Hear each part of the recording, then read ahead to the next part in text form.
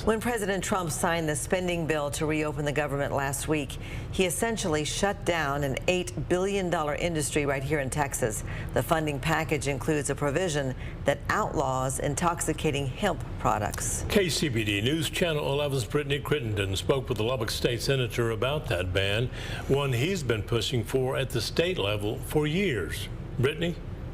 Karen and Abner, this provision bans the sale of hemp products containing more than 0.4 milligrams of THC per container.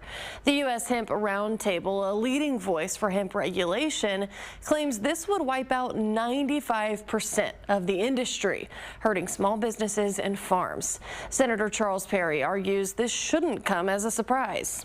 It's going to hurt some folks, for sure, but they knew when they got in, or should have known, that this day was coming. Perry says the 2018 Farm Bill was intended to promote an industrial hemp market for non-consumable products, but bad actors exploited it.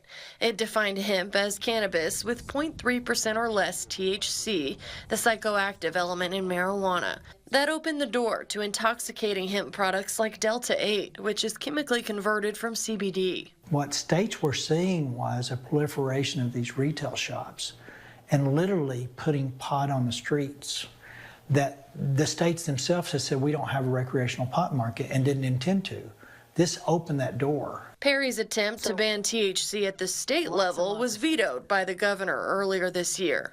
A little bit of vindication, because there's probably, I get a lot of nasty stuff, and Facebook's not something you pay attention to, but there's some really nasty, aggressive people in this industry, and it wasn't much fun to go through, but I knew I was on the right side. Unless reversed by Congress, the federal ban on intoxicating hemp products goes into effect next November.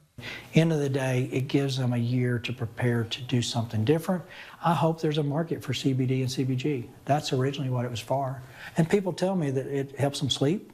It reduces depression and anxiety. So if you can get relief from CBD and CBG and you can make a market, and there's some that do.